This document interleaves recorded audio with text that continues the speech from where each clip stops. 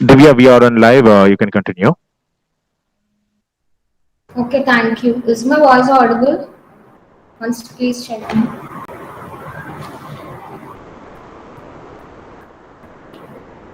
Hello, Piero.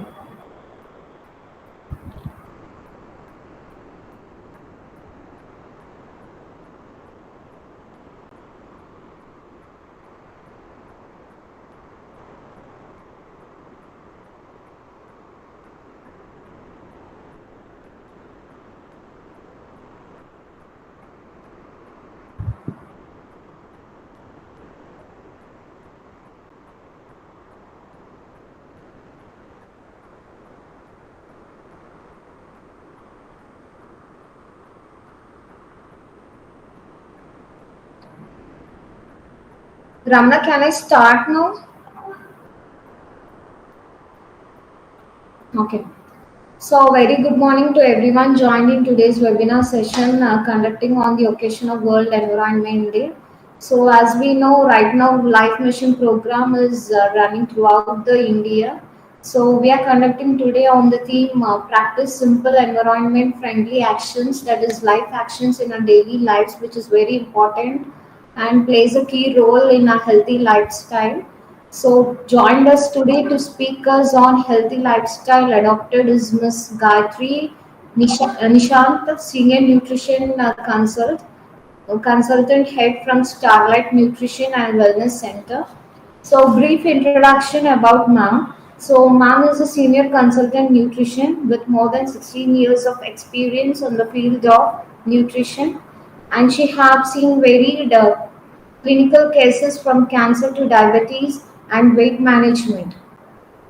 She's also have a worked along experience and world famous and renowned with doctors in the field of cardiology and neurosurgery, and also the member of Indian Diabetic Association. I request ma'am to kindly please present your talk on the topic life actions, which is very important to a healthy lifestyle in every day. So over to you, ma'am, to please begin your talk. Thank you, Divya Garu, for giving a brief introduction about me. Thank you. It's a pleasure and honor for the same. Ramana Garu, thank you so much. It's a pleasure being here in this portal to help you, leading a healthy lifestyle. So to start off with, I'm going to present few slides, and then at the same time, I would be briefing you across also. And any doubts you have, you can definitely get back to me. Post this talk, you can clarify all your queries. Just a second.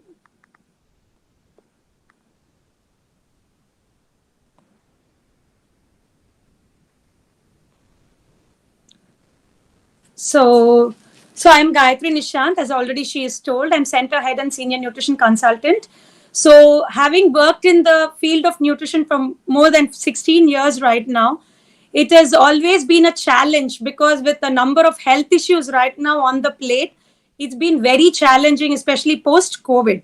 It is very important to be leading a healthy lifestyle because that forms the foundation for us.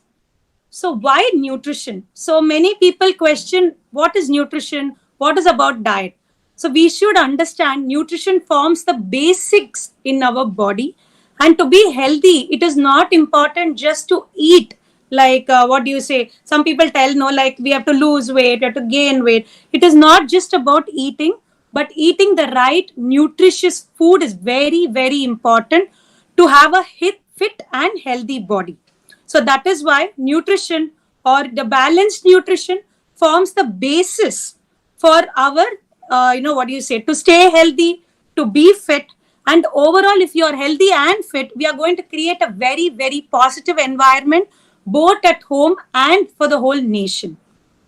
So whatever you do, until you get your nutrition right, nothing is going to change.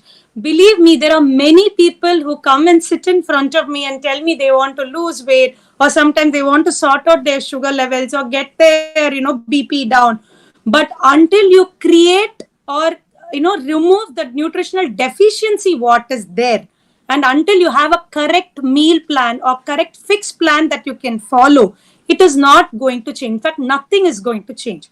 So getting your nutrition right actually means having a meal plan that will fit you. See, in fact, what do you say? There is no one particular plan that will suit all. Definitely no, because each person will have particular issues that should be addressed.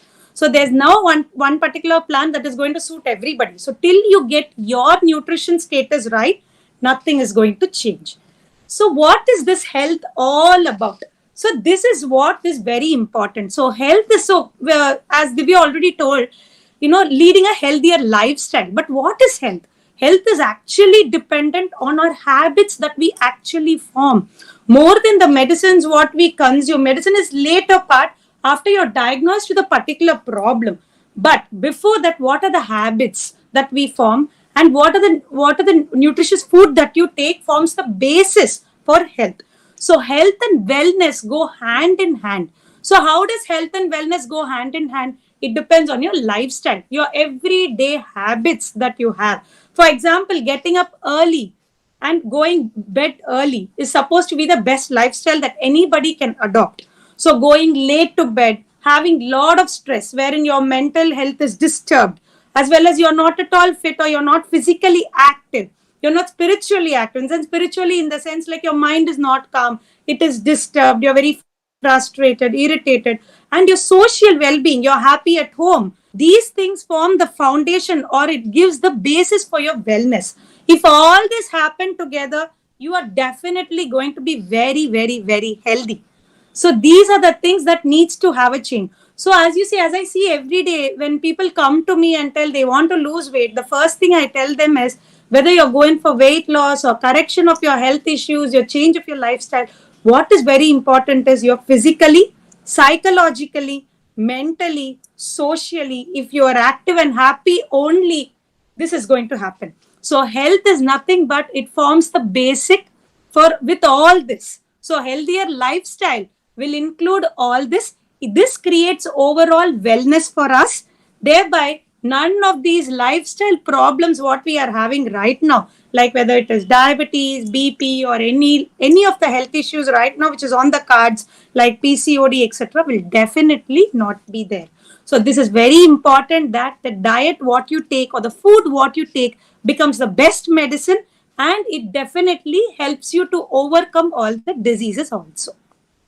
So next, if you see, more than 95% of the food that you're taking, or in fact, more than the 95% of all the chronic diseases that is there. For example, most of the ailments like your weight gain or excessive obesity, or you can take your PCOD or diabetes, all these are influenced with the food choices that you are right now making because of the extensive processed food availability, the food choices that you make. And in fact, plastic, I think talking about environment, the first thing that comes across my mind is plastic. We are using so many things made up of plastic, which is both detrimental to nature and to our health. Handling many cancer patients with that experience, I would really tell you, consuming from plastic bottles is equally are going to get cancer for sure, most of it. And food choices that we make and toxic food ingredients like overusing oils, which we'll be seeing in later slides, and the overall nutritional deficiencies that we have and lack of physical exercise is the major cause. In fact, 95% to 98%, all the health issues, these only form the basis. So removing or avoiding these, definitely we can go for a healthier and fitter lifestyle. Here in this slide, you can see how everything is interlinked. In fact, for our topic about environment and healthy lifestyle, this forms the basics. Your lifestyle, along with your genetics and environment, all put together show how healthy you're going to be. Because if your lifestyle is bad, you're going to put yourself at 95% risk. If you have genetic history in your family of diabetes, BP, for example, if your grandparents were diabetic, definitely the mother and father can become. From there, the children get 60% chance or 80% chance sometimes to get those issues, or they even pass it on to their generation also. So genetics also play a major role. Environment, yes, definitely. The food we get with a lot of nowadays with pesticides, plastic, pollution, everything adds on as with a higher risk factor for many of the health disorders that we are facing.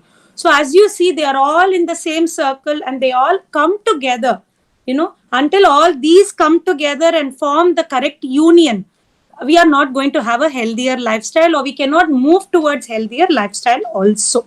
So it's very important that all these three are protected and changed in such a way that we keep the goal to be the healthier lifestyle. We can definitely reach it also. Here you can see the balanced nutrition plate. I'm very sure all of you would have come across this plate now or then. As you can see, our actually eating plate should be of this size, with a major portion having our grains. So grains is what all is our grains? Your cereals. So cereals means what? Your rice, your chapati, your roti, wheat, your millets. You can have your regular, your oats, your quinoa. Whatever you have, those are all as called as carbohydrate, or they come in the category of grains.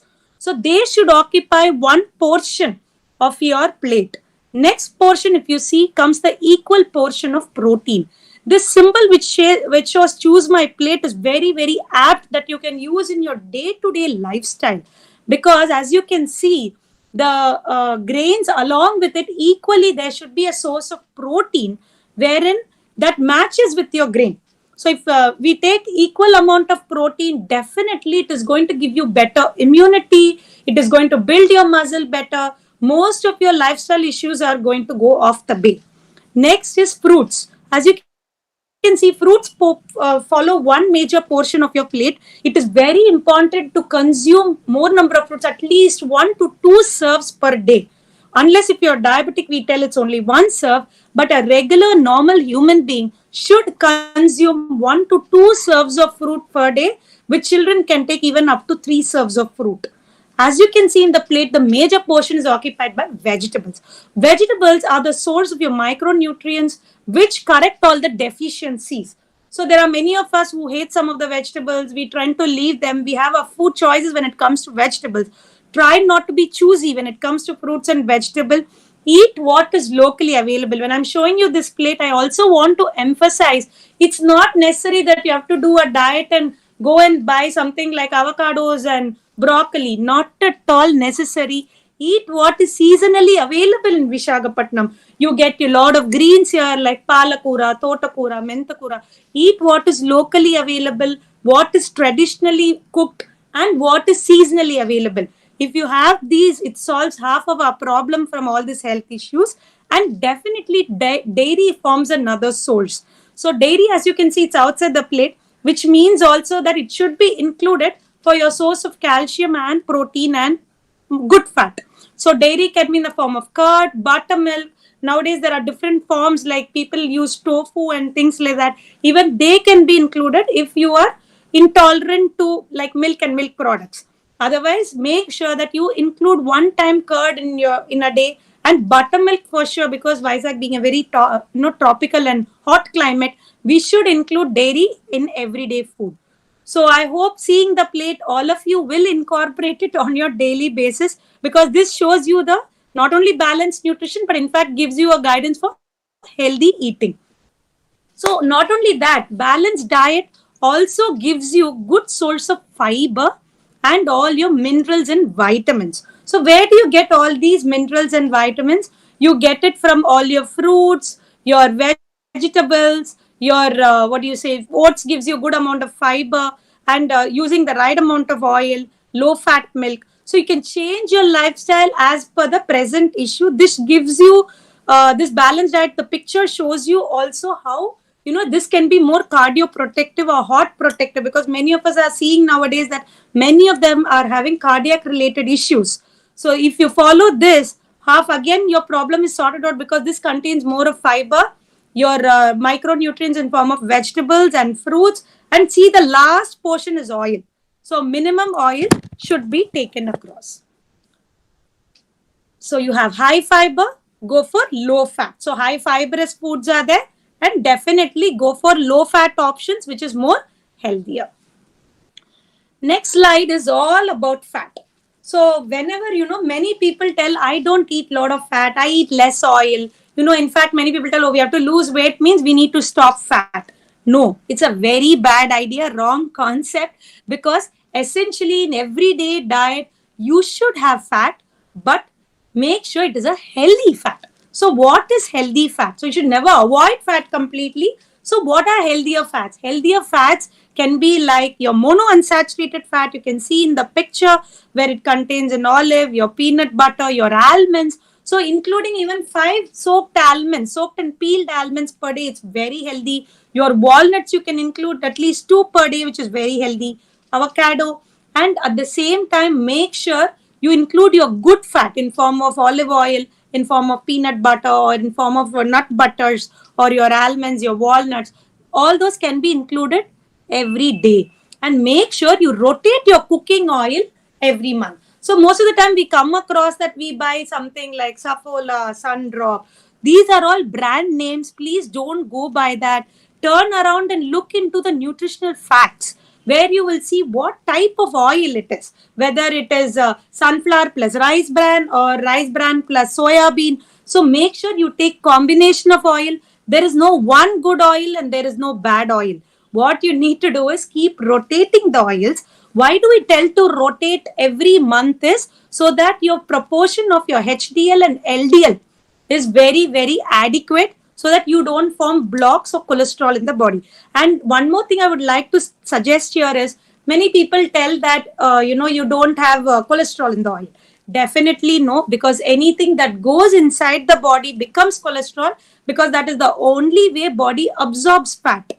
So we should also remember that we should limit the saturated fat, and definitely no trans fat, which means no, what do you say, something like French fries and deep fried, reused oil. They are definitely bad. So cooking oil, rotate. You can use 1 teaspoon per person per dish, and rotate your oil every month. Use more of omega-3 and 6, which in the form of flax seeds you get.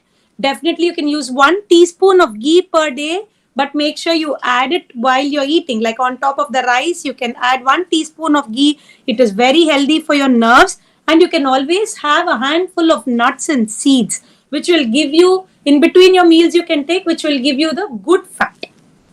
Okay? And post this, so you should know your limit on these 3 things. One thing is your table sugar. As we all now aware that sugar is forming a major culprit for many of the health issues, not only just diabetes, but becoming overweight or getting on into many of the lifestyle disorders. Definitely sugar should be off the limit. Definitely you can substitute sugar with tart bellam or palm jaggery, which is very, very, very healthy. It contains minerals, so you can keep that on the table. But even if you're in case using table sugar for certain things, make sure it's only 2 tablespoons per day and not more than that. So 1 tablespoon is equal to just 15 grams. So it should not go beyond 30 grams. And oil, we recommend only half a liter per person per month. So for example, at home, there are 4 people. Make sure it's not more than 2 liter per month for the entire family, which is the healthy allowance of oil. Salt, definitely it is only 1.5 teaspoons per day. So teaspoon means it's just going to be only 1 teaspoon is just 5 grams. So you can go with, it will be just maybe, around 8 grams of salt per day.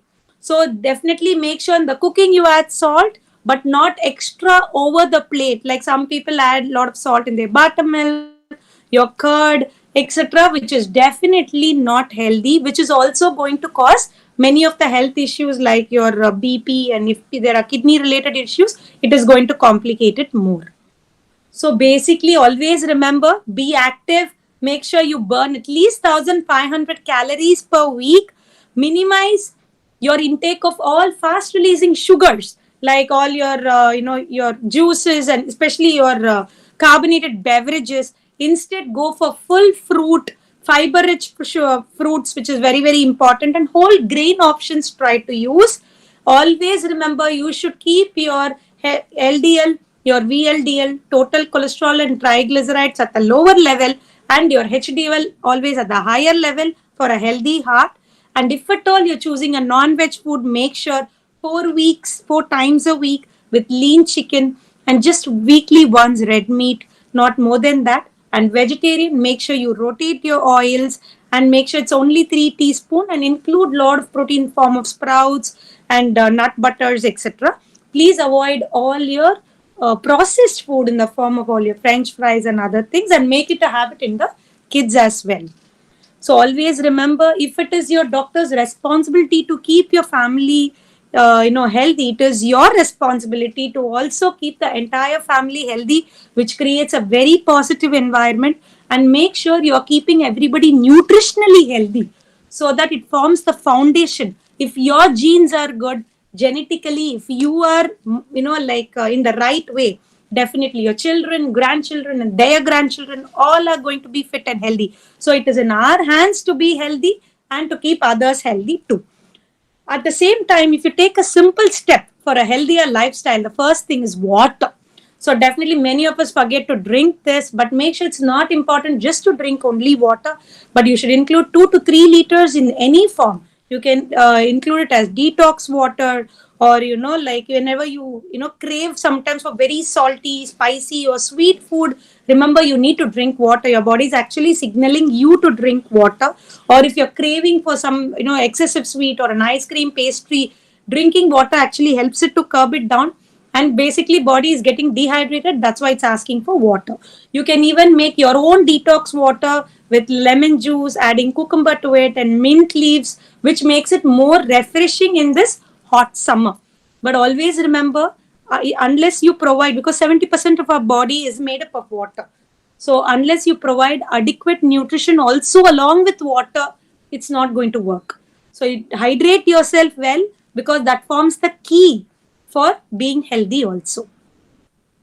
Apart from that, for being more healthy, you should focus on protein. As I've already seen, focusing on protein, it's a very friendly nutrient for many of the health issues, for both weight loss and diabetic control. Use vegetarian protein also, like sprouts, pulses. You can use chia seeds, your pumpkin seeds. Go with meat, and meat is also high in protein, but always remember it does contain fat also. So very small portions are only recommended. And dairy protein in form of milk, curd, tofu, paneer also can be included. Average on a week, at least once or twice a week is totally fine. So plant-based protein, you can go for your beans, your lentils, your sunflower seeds, your peas. So check out what is locally available in the market for you. You can use across based on that.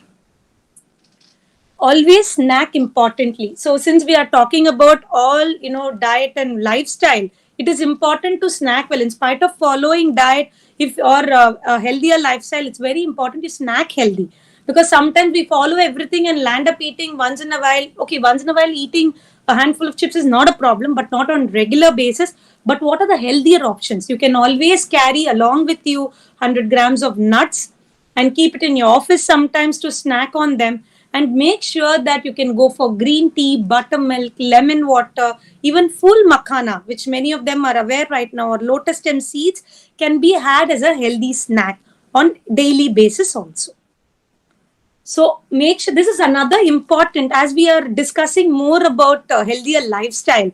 Nowadays, we hardly have time to sit together and eat food as family. Make sure, give time to family and eat together, because always they say that a family that eats together stays together and they remain healthy together, because that creates a different emotional bond with children. And make sure you avoid TV and mobile whenever you're eating food. And children also learn to eat the right portion when you're eating and focusing on food. You can teach them on the table what is healthier for them, so that they adapt it very easily. It's not that they just read in books and get the knowledge, but when you're sitting together and eating, you will understand everybody's choices. They observe each other, and healthy habits are inculcated that way. So to gist my points, I would like to say to follow 5 steps for a healthier lifestyle. Drink water, hydrate yourself adequately, add more fruits and vegetables, make sure you do sleep very well, reduce your stress, and make sure you manage your stress to very well, so that you don't fall into prey for health issues. Exercise and fitness forms a very consistent role with your healthy lifestyle. If you group in all this along with eating and changing your lifestyle, I'm very sure all of us are going to stay fit and healthy, and we are going to be creating a very, very healthy environment. Thank you.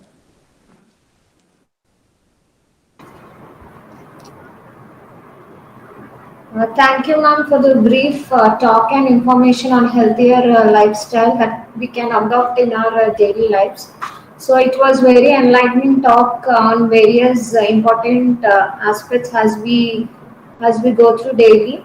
So moving on to the questions. So the questions from this session will be taken at the end of the third speaker talk. So kindly please do stay in the session, ma'am. So moving on to the second speaker. So joined us today to speak us on how sustainability can be implemented in our home is Senior Manager from General Administration of Fluent Grid Limited, Mr. S. Ravikanth Reddy. So a brief introduction about the sir. Sir is working with Fluent Grid Limited for the past 8 years and have been taking care of CSR and internal sustainability activities and reporting the same. Recently, he started heading the admin department also in Fluid Grid Limited. So he is also involved in community and development activities. He will speak us today on sustainability, how it can be implemented in our home, buildings and workplace, and also how technology and innovations can help in this regard. Over to you, sir, to please begin your talk.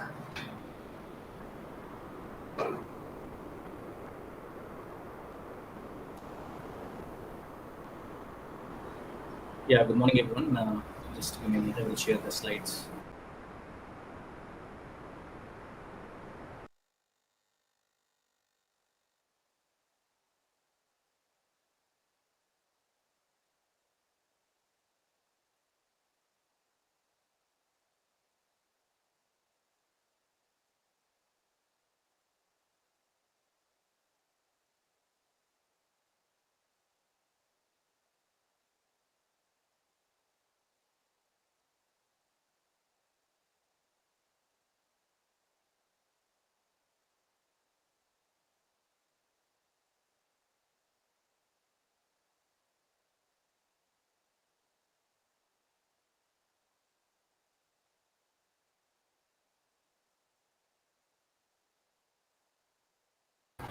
Are the slides visible, please? Can someone please confirm?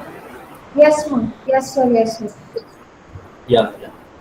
Good afternoon. Good afternoon, everyone. This is S. Ravikanth Reddy. I work in Fluent Grid Limited, which is an IT company based headquartered at Visakhapatnam, and I handle the CSR and I'm also heading their administration department. So here, this is actually an overall presentation on sustainability, but I will specifically briefly discuss more on how we can implement it and in workplaces and what are the different options we have for sustainability at workplaces especially. So a simple term sustainability, which many people know about sustainability, many people have heard about the term sustainability, but in actual essence, what is sustainability?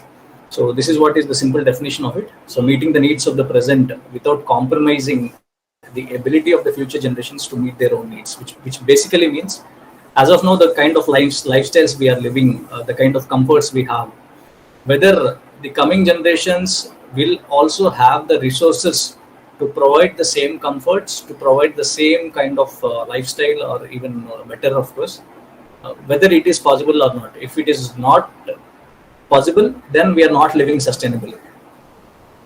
So if it is possible, it means we are living sustainably. And to ensure that we provide that sustainability, one of the best things that we can do is reduce our environmental footprint. So every one of us, every human, whatever thing we do in a day, whatever it be, it can be even a simple thing like brushing your teeth, to anything like your transportation preferences. So all of these things have impact on environment. So if you say the laptop from which right now I am presenting, for this laptop to come to you, there is a lot of effort involved. Of course, all the design aspects, everything, the innovation, discovery, all these things, even if we keep that aside, there are some environmental aspects, environmental resources involved to make this happen. So for this laptop to manufacture, the plastic body, the plastic might have definitely come from crude oil, which has been extracted in some part of the world. The chip, if you take the internal components like hard disk or the chipset or the metal that is used throughout the entire laptop, all these things have come from different parts across the world, which means again for to extract these things, mining has been done in all those areas. And then the assembling part, manufacturing part, these are might have happened in different parts across the world, and eventually it must have come to some firm in India, and then again through a chain of network, it might have reached a showroom where you have bought this laptop. So which means essentially when you are buying a laptop, it is not just that you are buying a service or you are buying a product. It also means when you are buying something or when you are doing something, it is having an impact on the environment. So all this process that has gone in the back end, it has happened because you wanted this laptop. So basically each and everything that we do, each and every product that we use in our daily lives, it has an impact on the environment, which is measured in terms of carbon footprint. So how much carbon has been utilized to make the service available, how much carbon has been utilized to make that product available to you, to manufacture that product, to transport that product and bring it to your doorstep. So that is what is involved. And so to basically to being sustainable means, like I said, it is about reducing your impact on environment, which means you have to basically reduce your carbon footprint. So as an individual, when you think of yourself from morning to evening, what are the different kind of situations you come across, what are the different kind of decisions you take, what kind of products you use, where do you buy them from, what kind of transportation preferences you have, what kind of workplace you have, what kind of building you live in, that is also very important. So when we talk about sustainability, most of us talk about so energy conserve cheyali, or we talk about water conserve cheyali. So in energy conservation, again, we talk about, switch off the lights when not in use, put your ACs in 24 degrees centigrade. All these things are spoken about. But not many people talk about buildings. So especially when it comes to buildings, they are really important because when you construct a building, it stays for decades together. So it is not that it is going to go away immediately. So in which way you build you construct your building, that has a huge impact on the environment.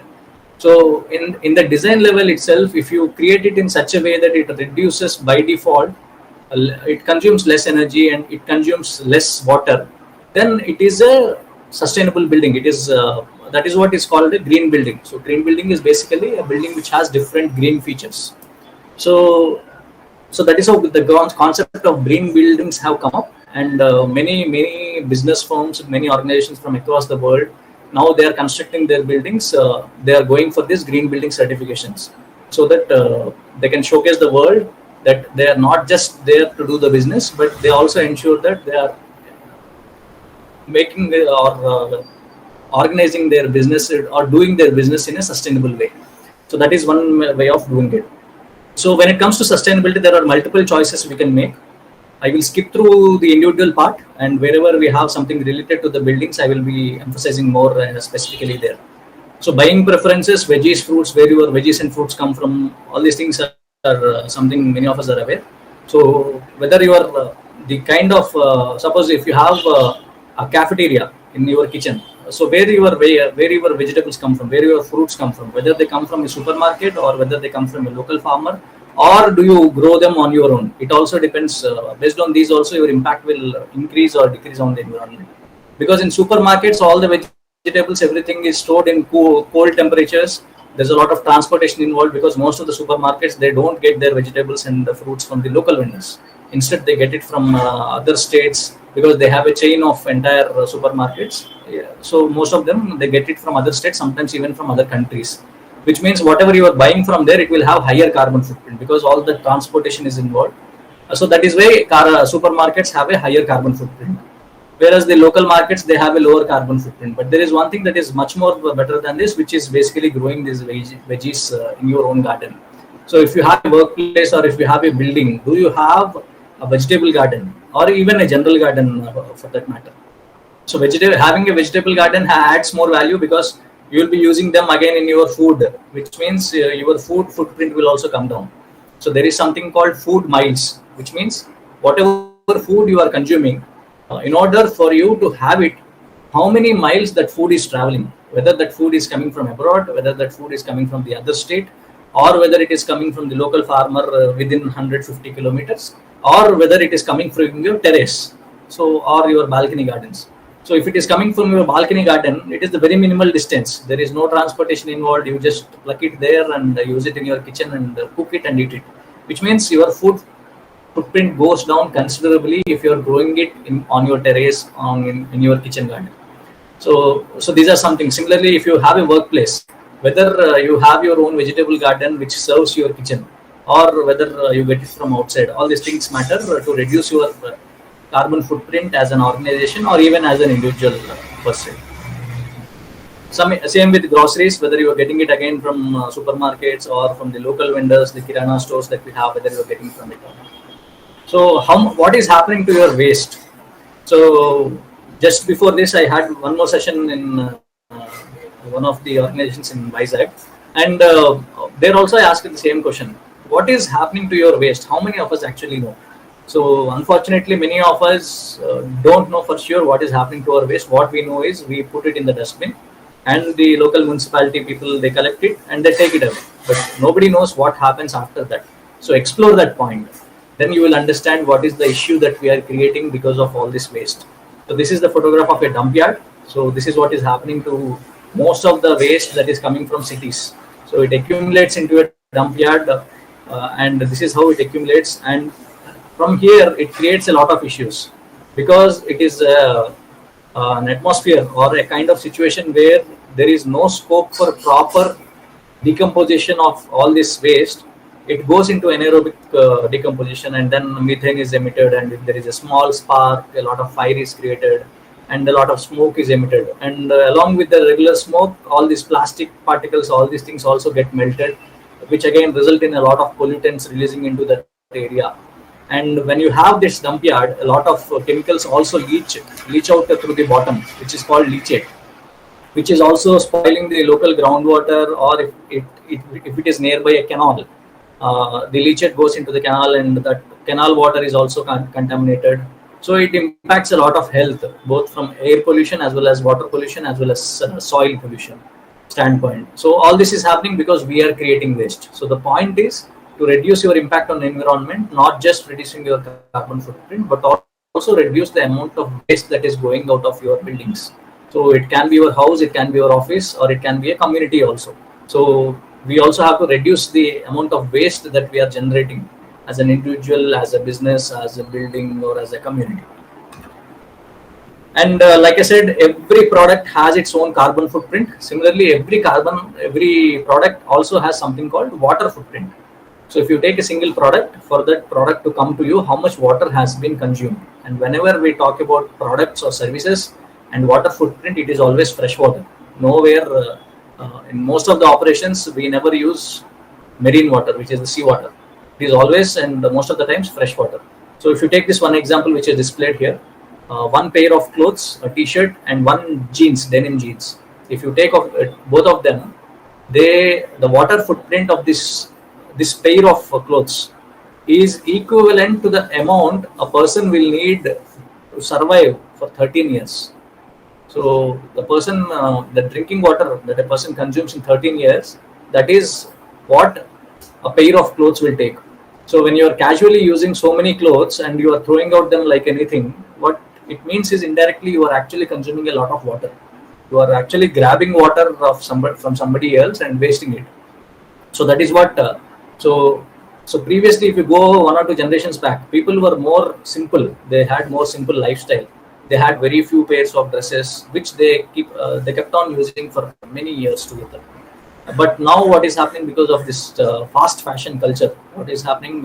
A new trend comes in, and then people are used to throw their old clothes and get their new clothes, or even put them in their cupboards throughout their lifetime without using. Even that is the same, because if you have some resource and you are not using it, then you are not being efficient. That resource is not being efficient. So either you can give it off to somebody who is in need, or at least try to recycle, or at least try to wear it again. So instead of it, we are just bringing stuff into our homes and just getting it accumulated like anything, which is not helping the environment, which is not even helping you or not even somebody else. So when it comes to clothing, there are multiple criteria, like how many do you have, how frequently you buy, how long do you use. So today morning when I asked this question in this session, I asked how many people have a clothing which is more than 10 years old and you are still wearing it. Only one hand raised out of probably 70-80 people. So that shows you what kind of lifestyle changes we are making. So previously, where we know of people like Honorable late President Mr. Abdul Kalam ji. So he had only, I think, 3 to 4 pairs of dresses, not more than that, throughout his lifestyle, throughout his entire life. So that is how simplicity can impact a lot, and it can reduce your environmental footprint like anything. Flea markets is another thing. Similarly, what kind of food you use, whether you have more non-vegetarian food or vegetarian food or plant-based food, all these things matter. So in your buildings, what is happening to your food waste? So what most of the buildings do is they collect this food waste and they give it off to GVMC or the local municipality. And the municipality, they send it off to the dump yard or the sanitary landfill, whichever they have. So once they send it, again, like I said, it will go into anaerobic digestion, and then a lot of methane is released. So all these things are happening because you are letting your food waste go into the municipality waste. So instead of it, you can actually set up a composting facility at your workplace or in your building, and you can convert this into a compost, which is happening not just in many places. Even in Vizag, there are many households, many communities which are actually doing this community composting concept, where they bring in wet waste from different buildings, they bring it together, they have a composting facility, and they convert it into compost. And this is something that has to be decentralized. It is not like all the waste is collected at a single place, it will be converted into compost. That will not work in India because of the kind of systems we have in place. So what the best we can do is, at a household level, have a compost, or at a business level, have a composter, so that whatever kitchen, canteen, food waste that comes out of it can be composted and converted into manure. I'm not going into details here.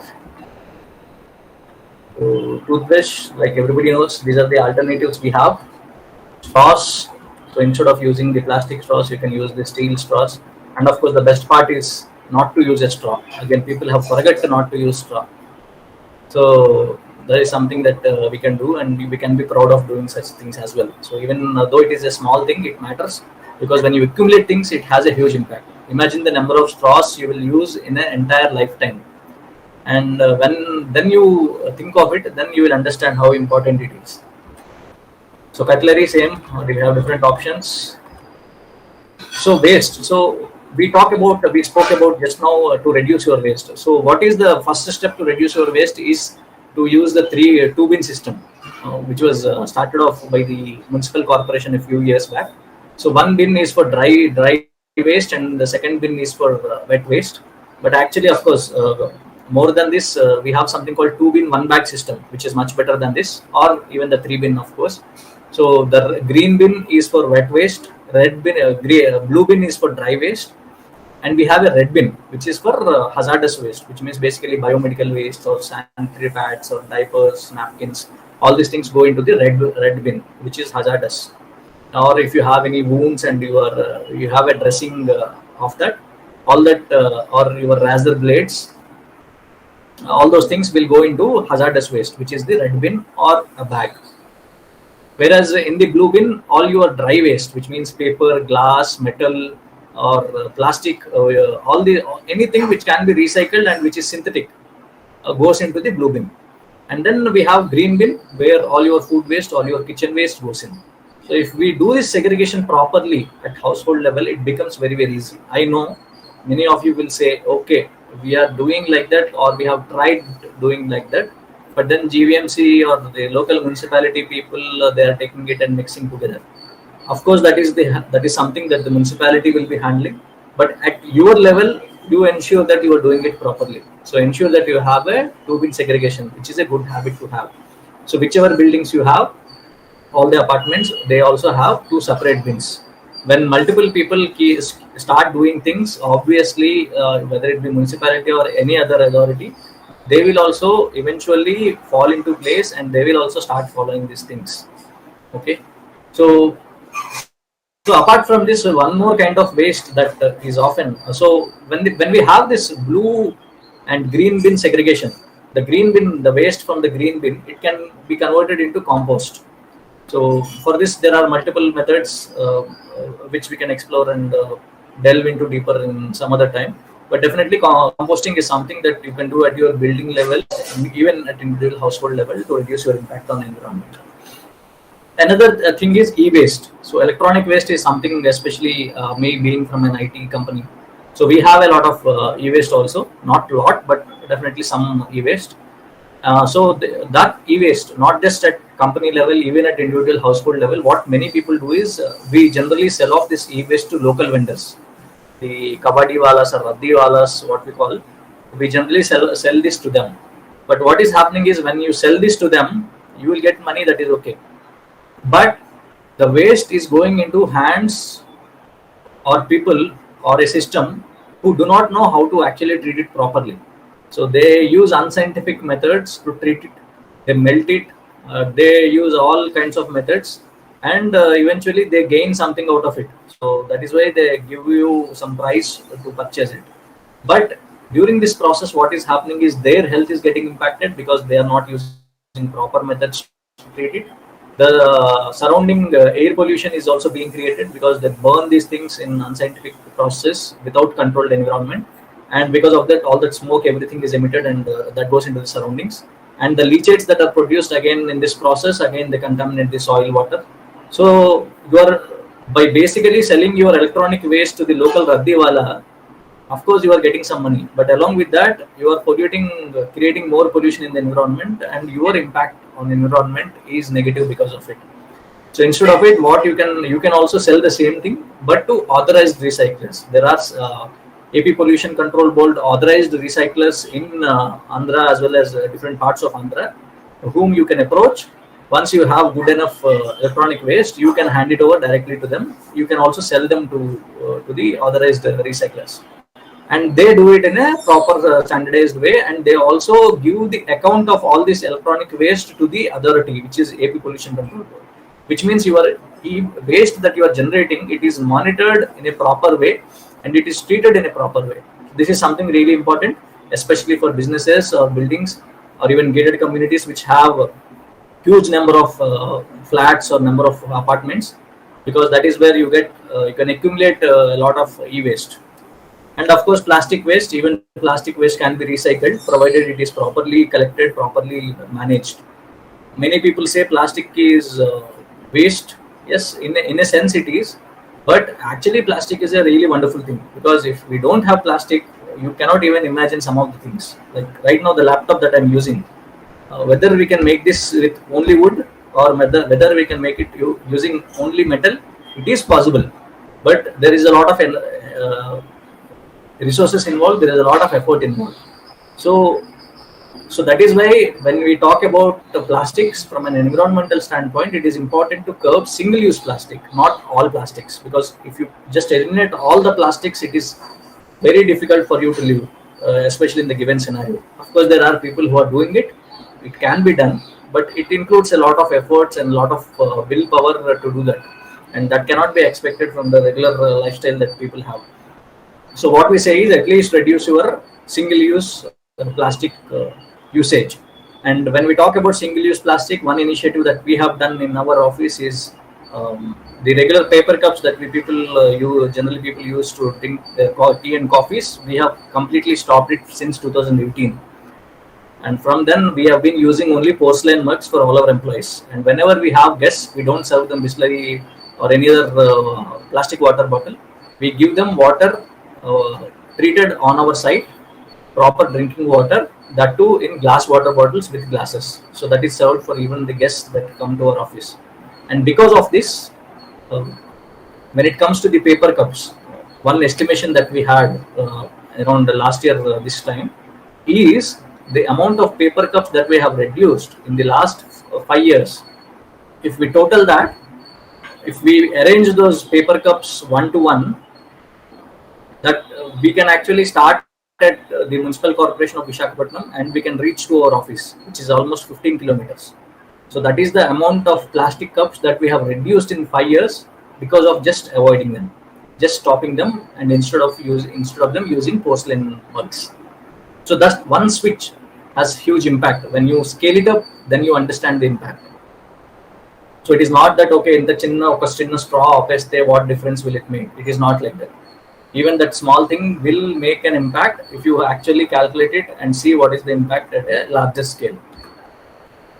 So what do you use to carry things? Of course, our office is again single-use plastic free, but of course, when you have these Swiggy and Zomato orders these days, that is something that is unavoidable. But generally, when we have something coming from outside, we avoid any kind of single-use plastic coming along with the regular material. So even we have norms for our vendors also, that they should not be using single-use plastic. They should be using more environmental friendly material for packaging. Those kind of norms are also set for vendors, so that we have more responsible packaging, more environmentally responsible packaging for material that is coming into the office. Similarly, one more thing is, you cannot manage things which are not measured, which means if you are not measuring things, how will you manage? Suppose a person is weighing 100 kgs, and if he or she wants a target, you should know at least, okay, I have to come to 80. And how will he or she know that he or she is reaching 80? That is when they keep on checking their weight once in a while. They get to know, okay, I have reduced 5 kgs, I have to go for another 5 kgs. Similarly, when it comes to energy conservation or water conservation, you need to have things in place which measure how much you are consuming, how much energy you are consuming, how much water you are consuming. So for this we have energy and water meters installed across our campus, and they measure different kinds of electricities, not just the overall electricity. It also measures electricity at different block levels, electricity that goes into air conditioning, electricity that goes into lighting, electricity that goes into plug loads.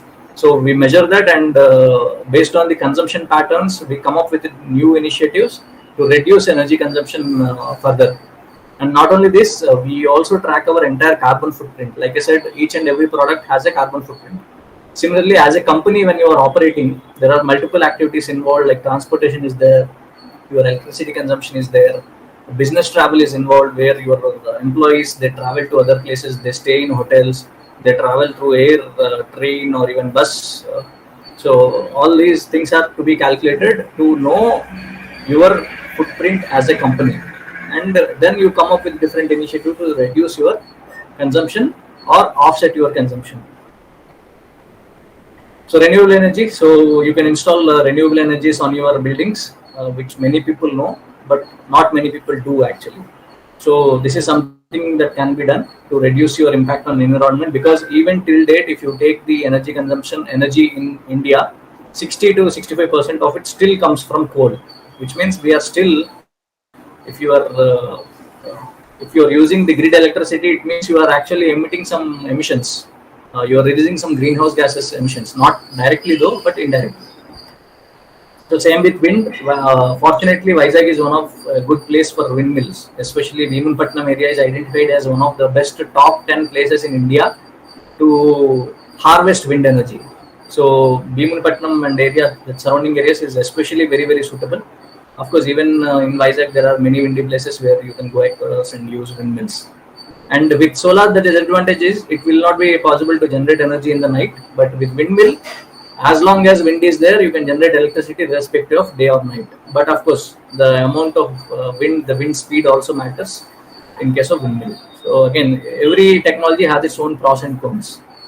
And one more thing that I wanted to emphasize is EVs. So nowadays we see a lot of electric vehicles across on the roads, especially in Vizag. Something wonderful is I see a lot of EVs. When I go to Hyderabad or other cities, I don't see so many EVs. But in Vizag, a lot of people are purchasing EVs. So it is in one way good. But people purchase EVs for different reasons. And some reasons that I have heard in the session today morning and also elsewhere also is, okay, EV anadi, it doesn't emit anything. So it doesn't emit any smoke. So there is no air pollution created. That is why people prefer EV. And they prefer EV because it is more economical compared to petrol or diesel, which is more expensive now because of the high increasing prices of petrol and diesel. So it is more economical that way. And many people say it is environmental friendly. So that is why they also purchase EV. But let me tell you, if you are purchasing your EV and if you are charging it using the grid power, which means the conventional power that we get from the electricity distribution company, power distribution company. And if you're using that power to charge your EV is actually worsening the environment compared to petrol or diesel cars. This is a fact. Indeed, recently IIT Kanpur has done a study on electric vehicles, four-wheelers in India, and have confirmed this. This has been already confirmed at international level, wherein if you are buying an EV and charging it using grid power, where majority of the grid power is coming from fossil fuels, which is coal, then you are actually harming the environment more than protecting the environment. But what is happening is all your emissions, instead of happening here, they are happening somewhere else.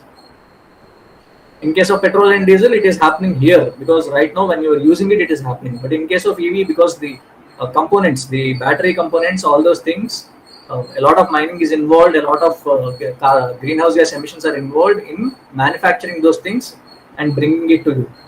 So that means all your emissions are happening there. So the best part is, if you have an EV and you want to prove yourself as a good environmental supporter, it is not important that you just have an EV. Along with that, ensure that you are installing a rooftop solar at your home and you are charging your EV with either rooftop solar or you have a smart meter. Smart meter is basically all the power that you are generating using solar, it will go to the grid.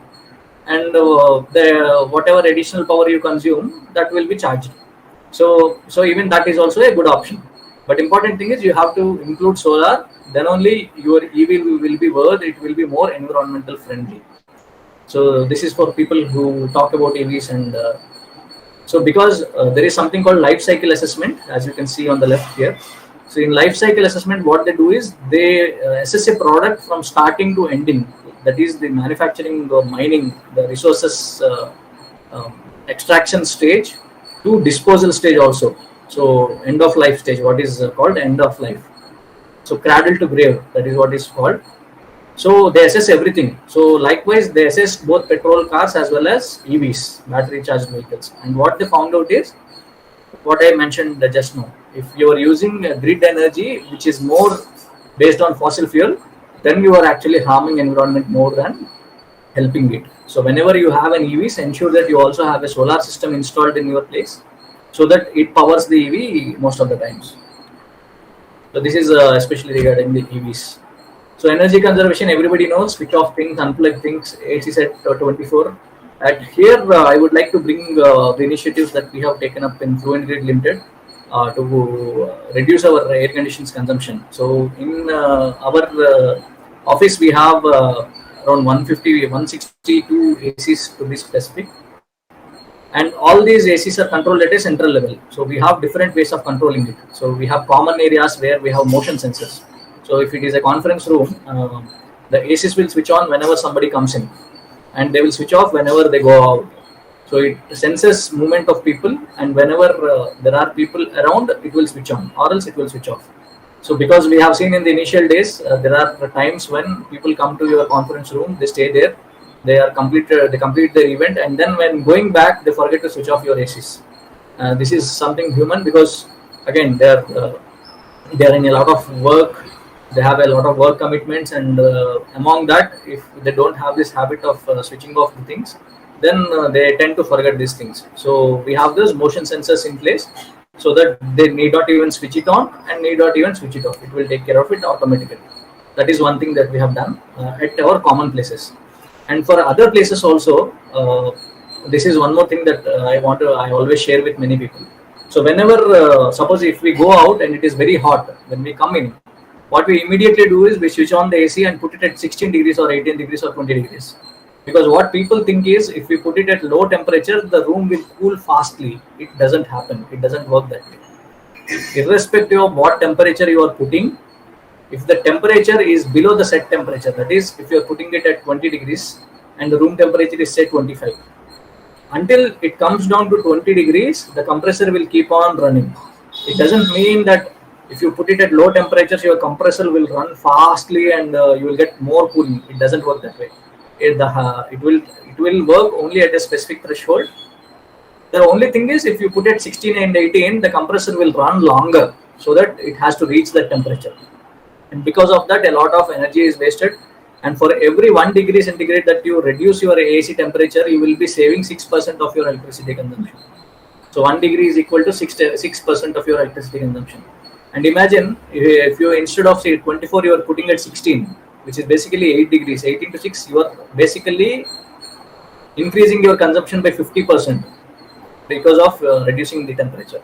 And not only that, scientifically also it has been proven that 24, 25 is what is optimal for humans. So if you want to be in a comfortable atmosphere, 25 is the best atmosphere. That is why it is also called a room temperature.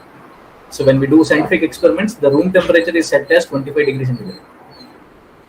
So that is these are some things you can do at your AC. So one is put your ACs at only 25, 24 degrees centigrade. Even in our office, all the ACs are locked at 24 or 25 degrees centigrade. Nobody will be able to reduce it below 25 degrees centigrade at any point of time. So we have basically locked the temperatures. And even the central government has come up with a policy where all the newly manufactured ACs, they will be by default, they will start at 24 degrees centigrade. Previously, it was not the case. If you switch it off at 16, will restart again at 16. Now the new ACs that will be coming up, they will by default, even though you switch it off at 16, when you start it off, it will start at 24. So these are some things. You can also use star appliances, which is star rated appliances. I'm almost done, so I will be skipping a few things. So we have rainwater harvesting pits. We have huge two, because we are on a hilltop. We are in Rishikonda hill number 1. So we have two big rainwater tanks, which capacity of 1.75 lakh liters, which capture the rainwater that falls on our buildings, and that is as of now sufficient for us for almost 23% of our water requirement. Along with rainwater harvesting, we also have aeration.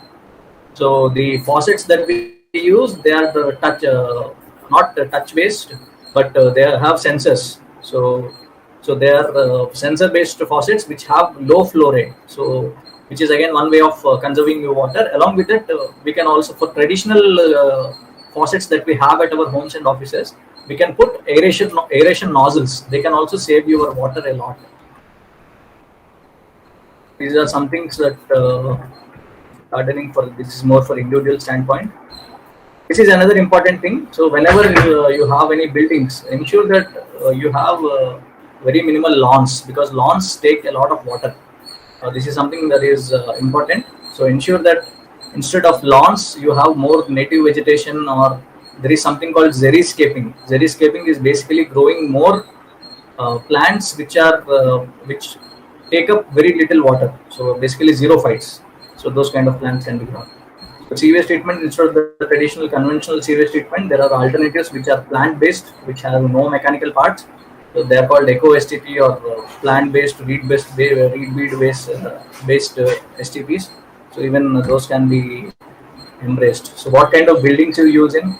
So when you construct a building, a lot of material is involved. Where that material is coming in, that is also important. In our building, what we have done is close to 15,000 cubic meters of rock that was excavated on site. It was again constructed in the building. If you see our building, the entire ground floor, it has huge thick walls of 4 to 6 feet thick. Those are made from the rock that was excavated on site, which means basically if we didn't use that rock, all that material had to be brought from somewhere else, which includes again a lot of transportation, mining involved there, because there again that rock has to come from somewhere.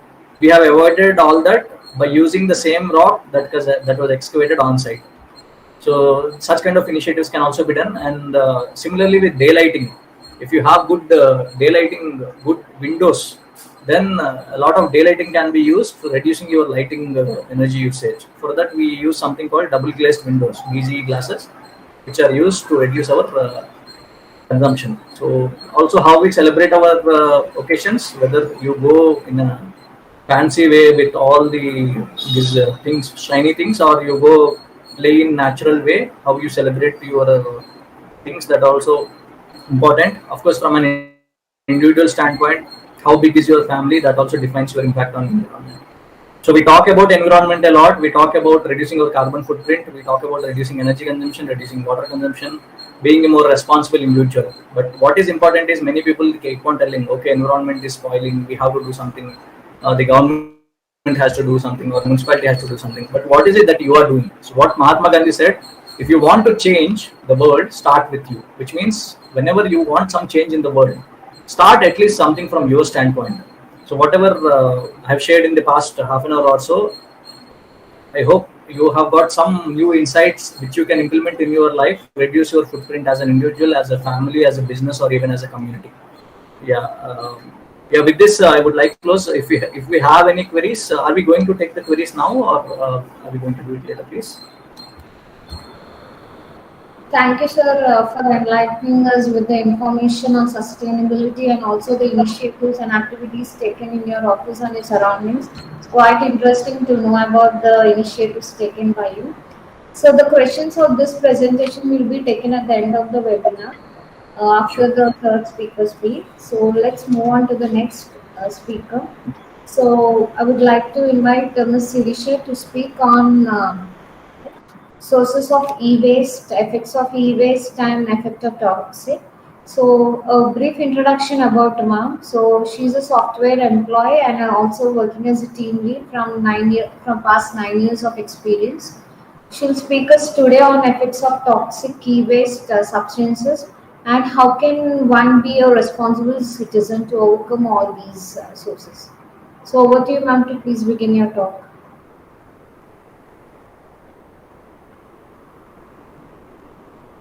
Ma'am, your voice is not audible. Oh, I'm sorry. Yeah. Am I audible now? Yes, ma'am. Yeah. Yes. Thanks, Divya. Thank you for your quick introduction. Let me share my screen.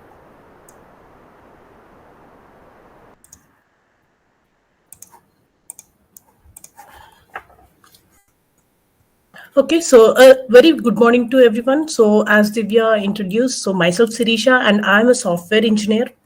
And today on the special day of World Environment Day, I'm here to give a presentation on e-waste management. So in today's presentation, I'm going to cover the introduction of e-waste, sources of e-waste, effects of e-waste, and effects of toxic substances. And we as a responsible citizen, what can we do to control all these things? Now, let's understand what is e-waste initially. So generally, e-waste is known as electronic waste that is fastest growing waste on the planet, and any electronics after usage, so we generally don't discard them. So whatever we don't discard properly, that is called as an e-waste. So generally we have different sources of e-waste. So we categorized e-waste as telecommunication waste, electrical waste, electronic waste, and cable waste. So let's understand like what are the different things that comes under these categories.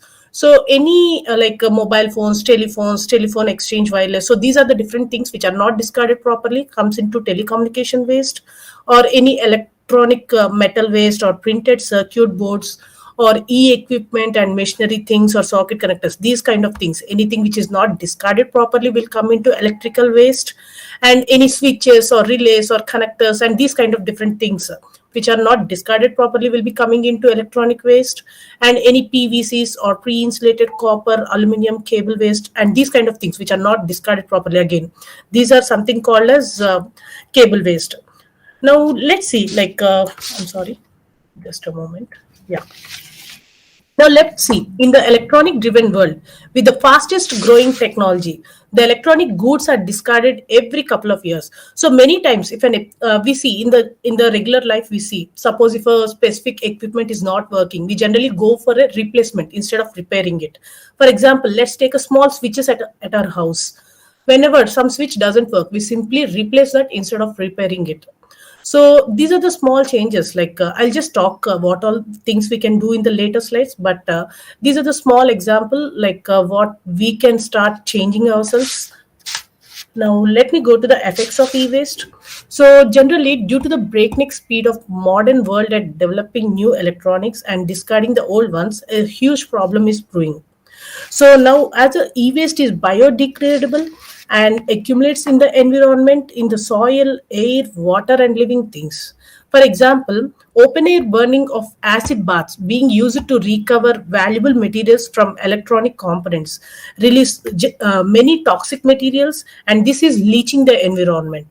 And because of this, we are getting many environment issues, and because of this, we are affecting with the global warming.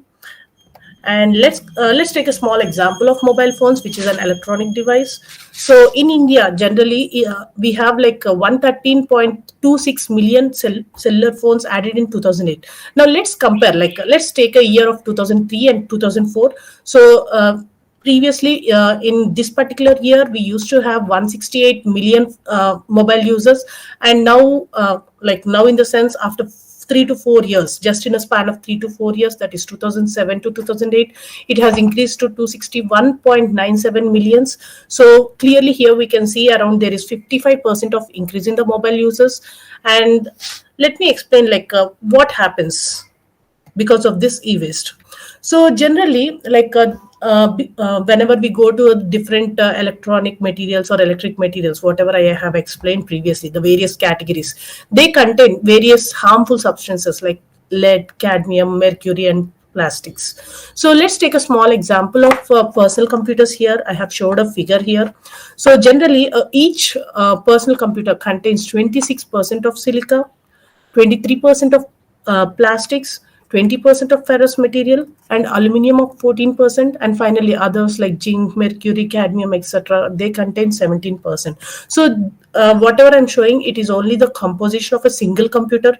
So imagine, like in our planet, how many computers we have and how much percent of materials we are using in a regular basis. Now, in my next slide, let me show you the effects of each toxic material, like when they are not recycled properly. For example, let's take the effects of lead. So generally, lead can be found in CRTs. So these CRTs are generally used in our TVs or computers, any front end screens we have, right? So generally CRTs are used there. So whenever these are not recycled properly, they generally they are non-biodegradable items, and whenever they mix up with the environment, so they damage the brain and central nervous system of an individual. So lead can this is not only the problem to the current generation, but also it leads to the future generations also. And also, infants and young children are particularly exposed to these things very early, and this has been a great problem to them. The behavioral development is also getting affected. So this is all about the lead, and let's go to cadmium. Let's take another toxic substance, that is cadmium. So cadmium can be generally found in SMDs. So these are nothing but chips, whatever chips we find in the electronic circuits, and the infrared detectors, semiconductors. So in all these things, generally cadmium is available. So same like lead, even cadmium is even toxic to humans. So generally, whenever these are exposed to the human beings, which are not whenever it is not recycled properly, generally they reside in the kidney. For whenever these are consumed indirectly by the humans, they reside in the kidney for almost 10 to 20 years. So this is very dangerous. So because of this, we will be getting with renal damage is the most common effect of cadmium. So let me take a different toxic material, that is mercury.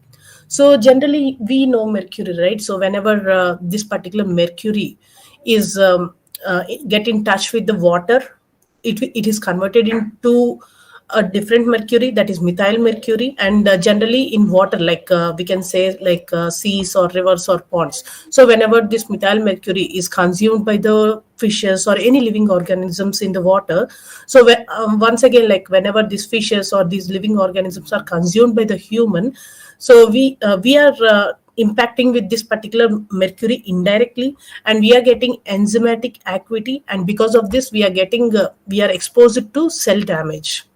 So these are the different we have different toxins, and these are the high level toxins which I am explaining here.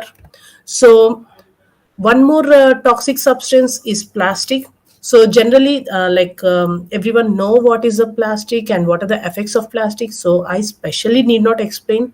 So we people got habituated to use the plastic. So I would suggest try to minimize the use of plastic, because it is completely non-biodegradable substance, and because of this, a lot of things are getting affected. And let me take like we different effects on surrounding environment. So whenever like these substances are not recycled properly, they whenever they get in touch with the different environment like rivers or ponds or like different things, so they emit a high toxic substances, which I have explained previously, and also the quality of the water will be getting impacted, and a high radiation is emitted from this particular substances, and people who uh, live near the rivers will be impacted by this. And like in previous whenever water samples from the Liajiang river outside the China, whenever they calculated like it has it is against the drinking water, like the EPA level is EPA drinking water standards, it did not match, so it's very harmful for the people to drink that kind of waters. So because of these things, like what as a responsible citizen, what can we do to overcome these things? So first of all, like keep our old electronics longer instead of replacing them. So generally nowadays, like whenever a new technology of phone is released, we simply replace the phones. Or whenever a new configuration, if we want any new configuration of laptops, we generally replace those laptops. So instead of that, go use your electronics for a bit longer time. And electronics also try to increase the configuration. So even one thing to like personally, the financial burden will reduce, and also it is good for the environment as well. And the second step to reduce the e-waste is, so discard your old electronics. Be sure to recycle them at a trusted recycling centers. So in India, in all over India, we have different recycle centers. So go to the Google and search for the recyclers near me. So you'll be finding out. So what I would suggest is, as you maintain your dustbins at your home, just maintain one different dustbin for this electronics. So whenever you don't use anything like wires or switches or anything like your phone parts, any parts of your phone, or any toys you buy to your children, if they contain electronic kind of things or the plastic, so just throw them all of those things in a different dustbin, whatever you are maintaining, so that it will be easy for you. Like once in a quarter or once in a half yearly, you can go to the particular recycle center, and you can just put them there, drop them there, so that your e-waste, whatever is done at created at your house, won't be impacting the environment. So they are safely recycled and reused further. And the next step is purchase efficient electronics that do not contain hazardous materials such as mercury and lead. So nowadays in the market, suppose if you want earrings, we'll be just getting the cheapest earphones at a very low cost. Okay, so generally people, instead of going for a higher rates, some specific people, okay, so they generally go for this cheapest electronic items, so they contain hazardous materials. So what I would suggest is, instead of buying the cheapest materials, like whenever, not only cheapest, I'm talking about the branded also. So whenever you want to purchase any electronic item or any electrical items, just go to the specs and just see all the hardware components that they are maintaining, and make sure like what they don't contain of course those items can't be maintained with those particular items. So what I would suggest is, just pick the items that they maintain less toxic materials. So in some way we can just help the environment, help ourselves in reducing the environment pollution. And the last one, what I would suggest is, you prefer a cloud storage over a pen drive or hard drive. So generally, whenever you want to store any items or any data or anything, we generally, in the previous generations, we used to use pen drive or hard disk. Even now we are using it. So what I would suggest is, so instead of pen drive or hard drive, just take a cloud storage, so that we'll not have any hardware devices which need not be recycled. For that, if people reduce using, even the manufacturing also will decrease. So start using cloud. That is very easy. Like even the hardware devices damage, you need not worry about your data. Cloud will always be available. And also, if you have to access your data from different locations, and if you forget to take that particular hard disk, you can directly access from the cloud storage. So there are many pros for using the cloud storage. So This is one of the suggestion what I would recommend. And let me give a small example.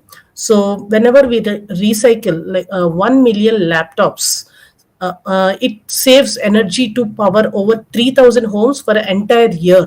So this is just 1 million laptops. So imagine like in the entire planet, how many people have, how many, like we have unused personal computers, unused laptops in our house, which we put them aside. So just take them and recycle them. So it will be really helpful to the environment, saves the energy. So that's what I would suggest. So that's all I have. Thanks everyone. Thank you for your time.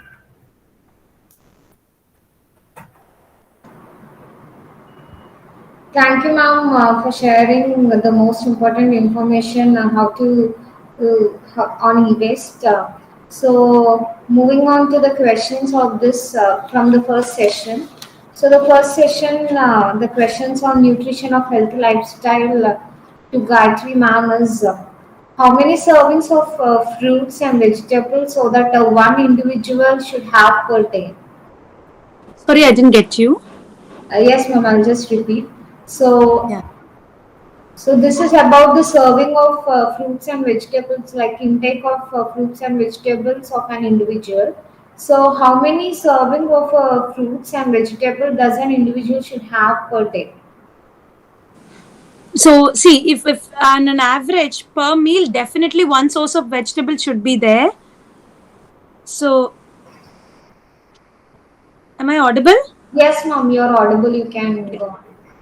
So at least 2 to 3 serves of vegetables per day, and definitely 1 to 2 serves of fruit per day is recommended for an individual. Okay, ma'am. So, what is the second question is? This is a general question, but kindly please answer, ma'am. So, like, what is the general diet for a diabetic patient? So see, I think this also many of them ask, like there is no general guidelines. It is totally based on individual, how is their sugar report. So we can't say, see, their average what do you say, intake should be around 1,200 to 1,500 kilocalories, at least minimum 1,500 kilocalories. But we can't say there is a diabetic meal plan. It is totally based on an individual, how is their sugars, their fasting, their post meal, etc. Thank you, ma'am. Moving on to the second question. So, as we know, most of the organic foods are in today's culture. So, is organic foods produced healthier or non-organic foods are more healthier? No, there is nothing like organic. See, there's nothing like they are healthy and these are not healthier. If you're able to procure organic foods, thumbs up to it. But rather, I would say if you're growing your own kitchen garden and you have your own microgreens, definitely fantastic it is. Because that is the best. There's no substitute for that. See, even what we get in the regular market, what is not organic, what we call it, please wash it well and use so that you're off pesticides. That's all. But it doesn't mean that they are bad and this is good and this is good and that's bad. Definitely not. Thank you, ma'am. Thank you for answering. Moving to the second speaker. So, this is to Ravikanth, sir. So, how can an individual be more sustainable at home? Like how to recycle and reuse things in the home, small things. Yeah, there are multiple things actually. When we talk about reducing your carbon footprint, what most people refer to is the RRR principles: reduce, reuse, and recycle. And the first thing that is most important there is reduce. So try to reduce your consumption as much as possible, and all the different aspects, whether it be clothing, whether it be food, what kind of food you are having, how much food you are having.